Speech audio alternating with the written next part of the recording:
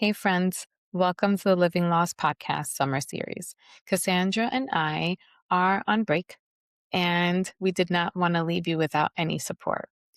So today, we're going to replay an episode about the silent grief of losing friendships. Adulthood is a tough time to make new friends and to maintain the friends that we've had. Friendships in adulthood is uniquely difficult. We're not in school. We don't have built-in systems that keep us close to our friends. We're moving, we're raising families, we're building careers. Maintaining those connections takes an immense amount of intention. And when those friendships fade or end abruptly, we usually don't have a support system for that. For the most part, we just keep moving. We just keep going forward. In this episode, we're going to unpack why the loss of friendship is a textbook example of ambiguous grief. We talk about why your brain craves closure and how friendships ending actually affect your identity. We also talk about how to build emotional flexibility to be able to tolerate this unfinished story. If this conversation brings someone to mind, please share with them. Share with a friend. Share this episode or share the entire podcast. It's a great way to help us reach others who might be navigating these shifts alone. Let's dive back in. Hello, friends. I'm Cassandra Harris-Towner. And I'm Daiana Bernard. As licensed mental health counselors, we're unpacking the quiet, complex griefs that don't come with a funeral, because you can't heal what you don't acknowledge. Welcome to the Living Lost Podcast. We're so glad you're joining our conversation as we name these losses and create meaningful path forward together. Please subscribe and share this episode. It helps us grow this community and reach others who need to know that their grief is valid. Let's dive in. So we talk about quiet losses on this show. And today, we're going to look at the loss of connections that we experience throughout our lives. There are a multitude of ways that this can occur, but today we're going to focus on the friendships that we have gained and lost or drifted apart from over time. Sometimes relationships just run their course, and it's not a reflection of your worth. Truly isn't. Friendship loss is a quiet earthquake. It's the kind of heartbreak that often goes unacknowledged by the world, leaving you to navigate the silence alone. This experience perfectly captures ambiguous loss and disenfranchised grief. Now, I bet you're wondering, how does it fall under ambiguous loss? So there's a lot of different ways. We've talked about all sorts of different ways ambiguous loss affects us every single day. In this specific capacity, what happens is the person is psychologically or socially absent, but is still very much alive. So they still exist in the world. They're not deceased. They're not, maybe they just unfollowed you over social media. But your brain doesn't get a clean closure. It doesn't have a true ending. No matter how much you might want that closure, it just might not exist. And that can be a really, really difficult thing to process. It's very difficult for our brains to do that. We need closure as far as closing the loop. That's why our brains continues to sing the same song, those earworms, right? Is it earworms?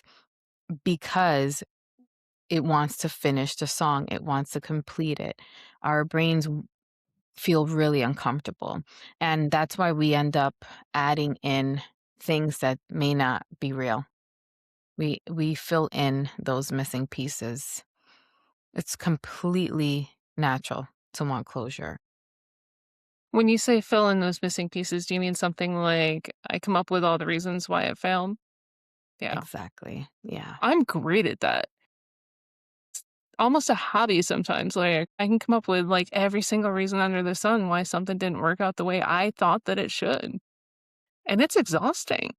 It is. And I find that if you pay attention to how those thoughts feel in the sense of, is it making me feel worse or is it helping me feel better about it? Is it giving me hope? Is it soothing the ache in my heart. If you're saying things like, "I'm such a bad person, I can't make friends," you're gonna continue to feel bad about yourself, about the situation. But if you say, "Hey, perhaps it's had nothing to do with me. Maybe this person is going through something and I just don't know." When you detach from it and not make it about yourself, you can see how that feels as well. Absolutely. Mhm.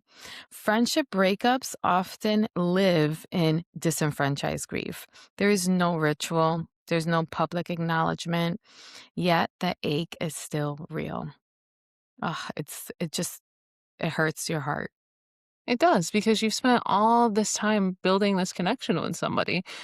And we've said before, people often acknowledge funerals, they'll often acknowledge breakups, they'll often acknowledge romantic relationships coming to an end. But how often do you hear someone being like, "Yeah, I broke up with my friend. I was telling you earlier, at one point I had to break up with a doctor of mine, and that was ridiculous. They took it so personally. And to me, it wasn't personal. It was time for the relationship to be over. But for them, it was almost an attack. And it wasn't meant to be that way. It was a really Yes. fascinating sort of experience for me. Yeah, that's interesting, especially with a professional. When, as therapists, sometimes when a client is ready to go, they may struggle with saying goodbye. We Hmm. struggle with saying goodbye. We're gonna miss our client, and it is also okay to grieve that as well. But we're trained differently. Maybe some doctors just they just don't know. Well, we're trained that there comes a point where the relationship ends and nothing lasts for forever. Yet we have this idea, this narrative, which we'll talk about a little bit later on, about how things are going to go and how they should be. And it's interesting that you bring up about the relationship with clients because we do spend so much time building that connection, building that rapport, building a safe space with them that, quite honestly, what happens more often than not, at least for me, is I get ghosted. Like, I they don't want the goodbye. So if they know it's their last session Yeah. or they know that we've gone from weekly to biweekly to monthly, and they know that the next step is coming, I just don't hear from them again. And that's okay. I understand that that's the way that they need to process that. But at the same point in time, when I look at it from like a healing sort of side, a healing perspective, it's not always necessarily the healthiest way to do that. Like you said, you just kind of need closure. But if that's the closure that they need, then that's okay too. Yeah. Yeah, I guess we all handle it differently. I like a closing session, and I like to celebrate it like a graduation, but sometimes saying goodbye is hard. I remember my grandpa, when I would visit him in Dominican Republic, he would disappear. Like, he would take us to the airport, and then I'll turn around and don't know where he is because saying goodbye was too hard for him. I know. Cutie. Well, sometimes that separation or that saying goodbye can even cause grief brain, which is something we've talked about in the past. It could look like a cognitive fog where, like, you're not quite sure what's going on. Rumination, where you keep holding on to the same thing over and over and over. Difficulty in concentrating on things, which is just kinda how my brain works anyway. So when it's in grief brain mode, it gets a little bit wonkier up there, if you can imagine that. Or even memory hiccups. Like, I know something happened, but I can't quite put my finger on it. Your mind might even try to keep replaying these old conversations like a scratched record just over and over and over, hoping that you can make some sense out of it. It's that rumination, and it's important to look at what we're ruminating about. Like, Mhm. what do we keep repeating? Sometimes we repeat what we wish we would have said. Sometimes we're repeating what we heard. What did they say? Mhm. What did that mean? Why'd they say that? I like to Ghosting. do that at, like, 3 o'clock in the morning. Oh, that's exciting and fun. That's my favorite time to come up with the whys is at 3 o'clock in the morning where I can lie awake and just think about it nonstop until my alarm goes off. Mhm. That's so that's But one thing it's about me, I love sleep, so yeah, you got me on that one. my kids, being sick is what would keep me awake, but that's really tough, but that's what rumination does. Mhm. It's what we were talking about, closing that loop. We have to make sense of it. That's why they call it a rumination loop. It's the circular thinking that goes around and around and around, and it's often tied to unresolved attachment needs, the needs that we have that we rely on others for. Oh, that's such a good point. That is such a good point. There is this rupture in trust and safety, and that is the emotional bond, right? That's the attachment bond, which is emotional. Yeah, especially if it's been a long-term relationship, friendship, if you've been vulnerable with this person, if this person is leaving with your secrets, Yeah. they're leaving with a piece of you. I didn't even think about it like that. If they're leaving with your secrets, they're leaving with a piece of you because that's exactly what it comes down to. Especially in close friendships, there's no friendship without that give and take. So you share with them, they share with you, you give a little bit of your heart, you get a little bit of theirs.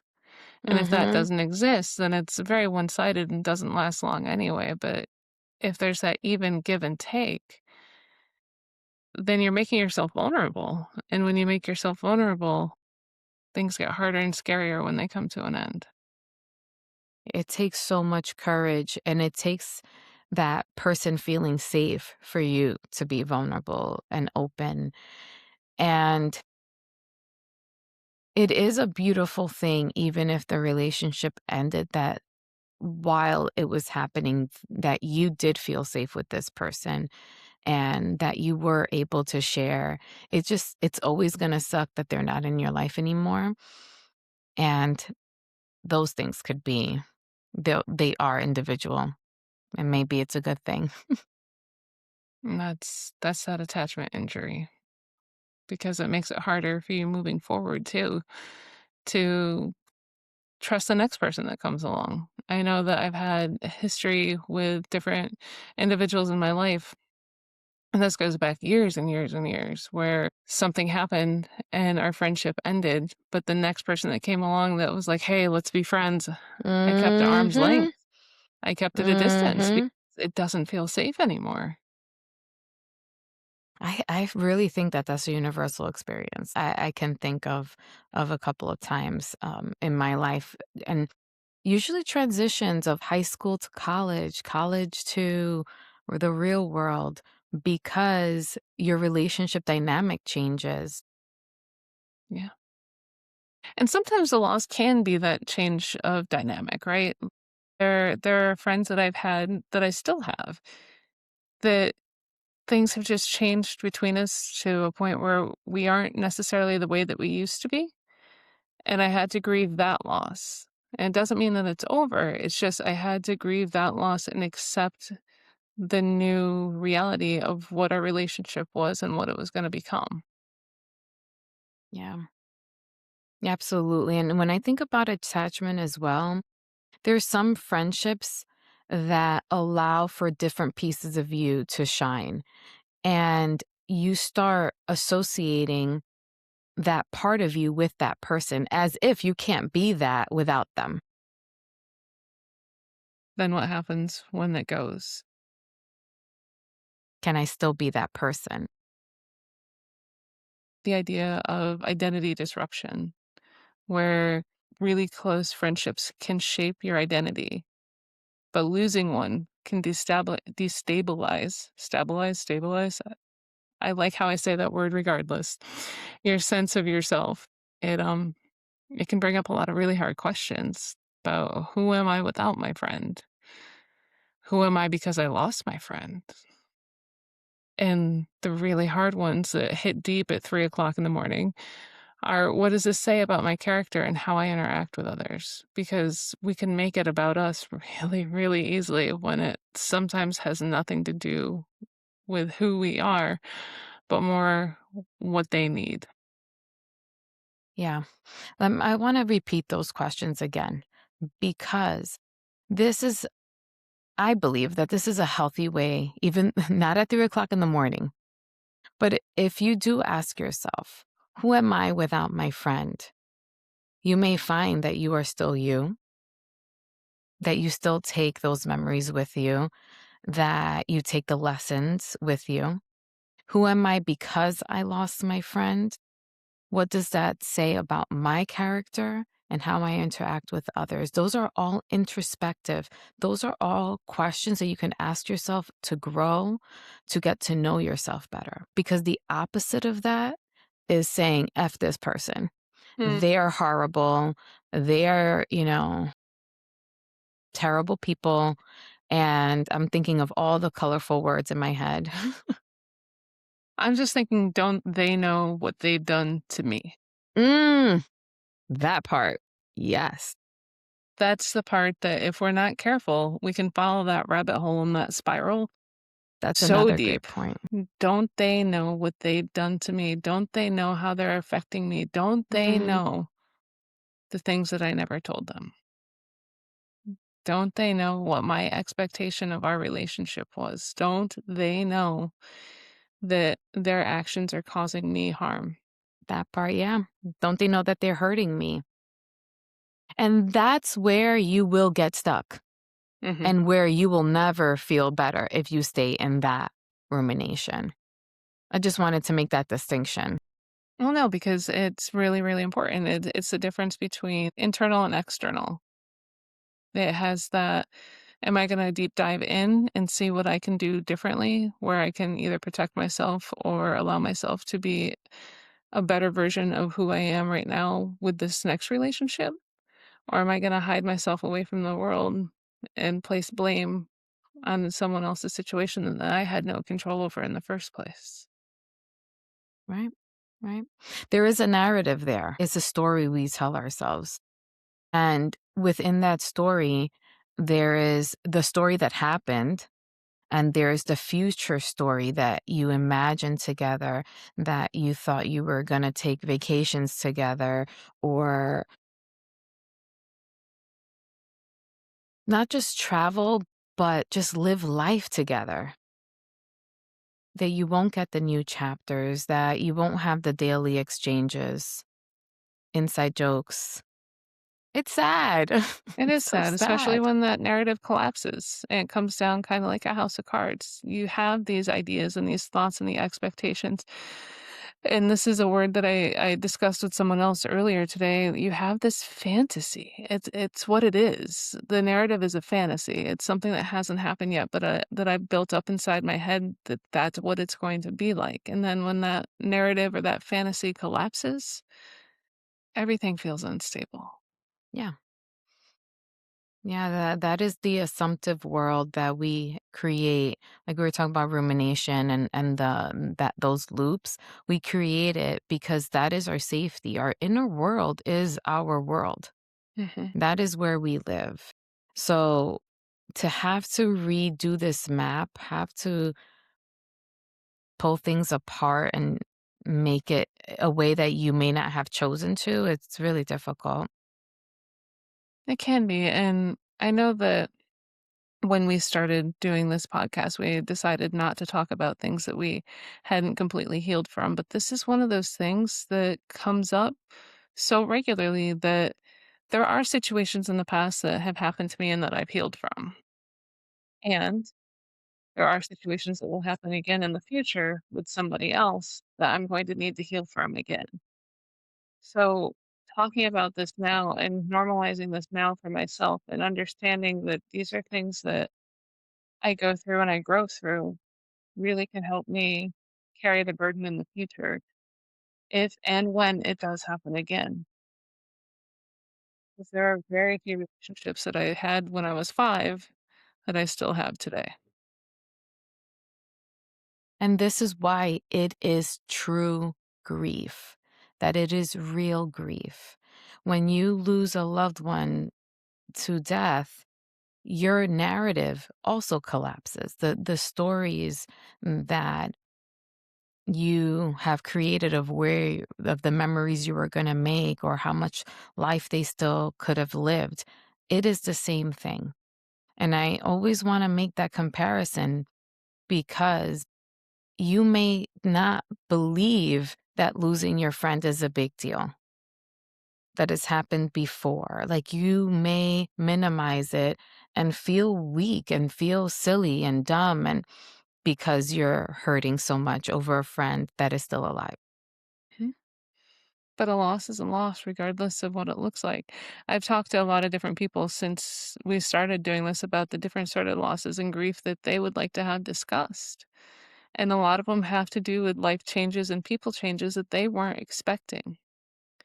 And this is both a life change and a people change, or life change and a person change, whichever way. I like people change A people change. And it's not like changing a tire, it's changing the entire way you look at the world, and how you look at yourself. percent. Because if we're lucky, we get introspective and then we gain all this perspective and then we become a more enlightened version of ourselves. Right. If we can work through that ache and understand that there's a reason for it. You can get to that 2020 vision where, like, well, in hindsight, you can get to that hindsight and see what occurred, why this needed to happen, or why you were better off, or why that person's chapter in your life was done. And that's okay. It's that whole like reason, season, lifetime, which when you're Hmm. grieving, when you're losing someone, it sounds like complete BS. You don't want to hear that. You don't want to think about that. You don't want to look at that. It's the whole I can't see the forest for the trees. I can't see the painting while I'm in it. It's that whole idea. And you don't recognize exactly what you have and what actually occurred until you can step away from it. And quite honestly, I've had friendships that I've lost that I was absolutely devastated by. And then 5 years later, I was like, "Oh, thank God." Like, I can't even tell you where it would be if I had stayed in that mess. Hmm. It's the attachment part, right? It's that attachment part that sometimes is unhealthy, sometimes is anxious attachment, sometimes it's insecurity, and we I won't think know until we're apart from it. I think insecurity has played a large part of it for me because it's hard to look at the whys and the what ifs and all of the things. It's easier to come up with a narrative of my own about why something happened. But sometimes I don't wanna stop and look at what my part in something is because it hurts, And you might have to do something about it. which And is some annoying. so annoying. It's like so much work. It is so much work to become, like, a more enlightened Evolved. version of myself, Mhm. It is. and it's still an uphill battle. It is. It's important to remember that the goal is not to forget the person, forget the relationship. It's to integrate it. It's to integrate that loss so that you know so that it doesn't control your life. And that's another parallel to death grief. When you lose someone you love, you want to wear their earrings, you want to eat their favorite food, you want to go to their favorite places, you want to remember them. It may not be exactly the same for someone who's living, but you can incorporate the lessons, the feelings, the experiences. You can cry it out when you have to. The point is that ignoring it and minimize it, it's not going to get you to the other side. Because the reality is that the void that they leave is real. It's 100% real, and I used to say "but," you've taught me to say I and love that. it gives you the opportunity to focus on a newer, healthier connection because our capacity for deep connections still exists. It's still in there, and that hasn't changed. It has not. You know, I was thinking about friendship from the beginning and think about when babies they play parallel, Mhm. right? So when children are little, they don't play together, they play parallel. They're next to each other. That's enough. They're happy to have someone next to them. Mhm. Once they get to pre-K, if you don't want to play with the sand with me, you're not my friend. Right? Like And they can get you're mean about that. mhm. You're not my friend anymore. You hear that a lot with little ones. You're not my friend anymore. Why? Because friendship is the ultimate. It is you're not my friend anymore is like the biggest slap in the face. Very close to your baby. Mhm. Well, my favorite is when I used to work with kids, I would get a variation of that, like, "You're not my friend." Mhm. And that would be with, like, preschool all the way up through, like, 3rd grade. They would still try to pull that card on me, "You're not my friend." Yeah, because And that's the worst thing that can happen, right? mhm. And to them, that means everything. And as we get older, middle school, think about oh, what a shit show. No, thank you. Middle school is with friendships. That's where you're trying to fit in to make friends. Then you get into adulthood, young adulthood, and people start to scatter all over the place for career, for family. Maybe they go back to where they used to live, and now friendship takes a whole nother level of effort to maintain these friendships. And I think that that's probably where you were talking about friendships changing is that you are growing. You're not the same person you were in sixth grade, that you were in high school, college, and afterwards. You are changing. And that's why it's okay to outgrow some people. Because if you're not growing in the same direction or have the same values anymore, then why stay friends? Just because, oh, they're my friend from elementary school. Well, what's interesting too is friendship and how you can connect as friends also changes. So, I've noticed that for me personally, in each stage of my life, I tend to collect, like, 2 people. Like, 2 people that I'm incredibly close to. And then I move to the next stage of life and I meet 2 more people. And, like, I'll meet, like, a dozen people, but, like, 2 will stick. Hmm. Hmm. It doesn't mean that I've forgotten about or replaced the ones before. If I see them, we pick right up where we left off, and it's actually kinda magical. Hmm. But it just means that I've learned enough from them that I can apply it to this new stage. I can apply it to this next area in my life so that I'm not alone. That shows so much growth in you as a person. You were talking about when we're younger, we have all this insecurity. When you do become more secure, and going back to attachment, when you do have secure attachment, then you can get the best of both worlds. Because that's what I hear you saying. Like, I can still have my friends that I made a few years ago and my new friends as well. So are you saying that my attachment is more secure than I assumed it was? Yeah, Girl, I thought I was definitely. anxious as all get out, but nope, I'm gonna take your expertise on this one and just assume that I am secure. Well, what you just said shows that you are. Well, It thank you. really does. It shows, and this is what we hope adult friendships look like. Like, I can tell you, well, there was this one time I told you I couldn't go, and you were like, "But I was on your calendar." That was more to stick it to somebody else. I'm just throwing that out there. Oh, ooh, oh, tell me again later. But yeah, when you are able to just reschedule because your kids are sick or because I don't know, whatever happened, you don't take it personal anymore. Mm-mm. And that's the kind of friends I need in my life. I call I them low need maintenance friends. I I love really a low love me a low maintenance maintenance friends. friend. I try to be my friends' maintenance friends You're because doing a good job. oh, thank you. I was like, wait a minute, let me throw that in there real quick so that you know you're doing a good job. Thank you.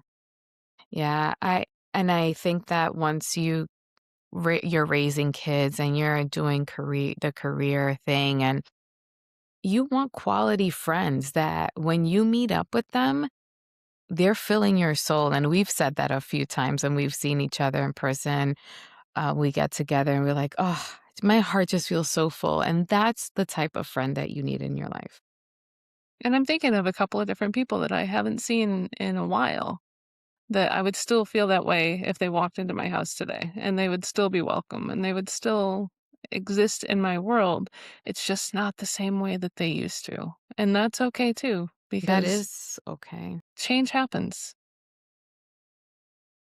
I thought you were going to say that you were thinking of friends like that to call or that you can connect with again, which could be something else. But it does take you to call.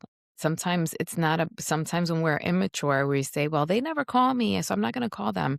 Well, do you love them? Do you care about them? Do you want them in your life? Give them a chance. Call them, right? They might tell you, oh my God, I've been thinking about you. I've been wanting to call you.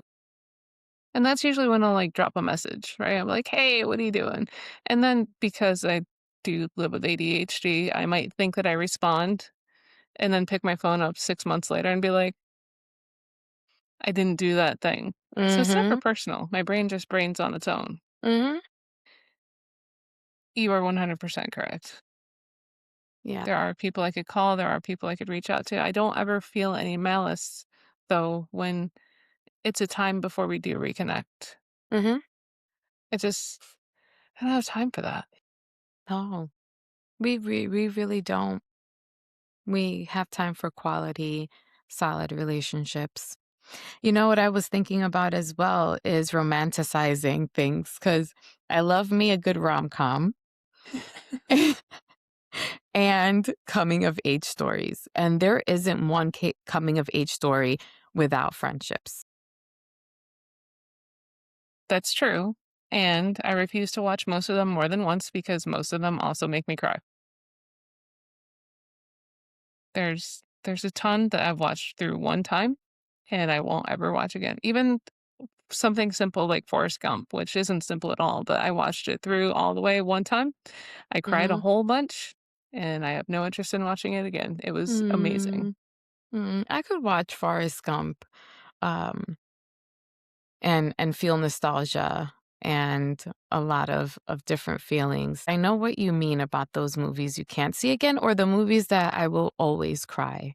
Like My Mhm. Girl, doesn't matter how many times I've watched it, I will cry every single time as if I don't know what's gonna happen to Thomas J. We don't need to talk about that. I'm just throwing that out there. Mm-mm. Mm, No, that is an ugly cry right there. yeah. There's one that I want you to see that I think you told me you haven't seen. It's called Now and Then, and it's about a group of girls. Did you see it? I remember watching parts of it. I don't Okay. remember what happened. I remember them being together when they were kids and then being together when they were adults and they got back together. I just don't remember the Oh, in yeah. between. There's so much there. I really, really love that movie. I love movies like that that show you the past and the present. There Girl, are the there are one many. Mhm. I'm just thinking about, like, The Sandlot, that Mm, one that's a good one. also gutted me because it was so good and they had all this time together and there were all these things, and then it actually shows, like, each one, like, disappearing off the field and, like, growing up and what oh, nope, mm-mm, already making me wanna tear up. Yeah. Well, I hope this makes you happy. The actors, some of them I saw are friends in real life, and there was a trend going around that you call someone like a buddy and just say, "Hey, I just called to say good night and I love you."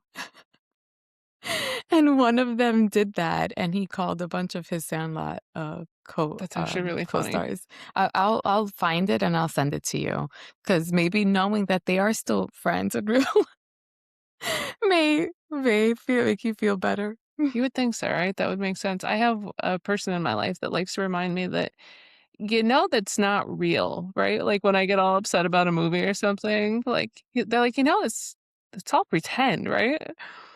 And, it cracks me up every time that happens because they're right, but I get so emotionally invested in these friendships just like I do in real life that when something comes to an end, I feel the grief of it. I think in another episode, I even mentioned it here that I changed once I had kids and that I became more emotional. Mhm. With throughout this conversation, I'm thinking how I used to say things like that. I would say, "This is just a movie." But I think I said this is just a movie to not feel, to not experience the feelings. And then once I had kids, I was like, "I don't got the strength for this. I'm just gonna cry." I'm just gonna feel. You know what changed when I had kids? I stopped watching Law& and Order SVU. Oh god, I yeah, the couldn't do it world is anymore. scary enough. Yep. I was like, "Oh, I miss you, Stabler, but I can't do it anymore." I had to break up with Stabler. He was devastated, by the way.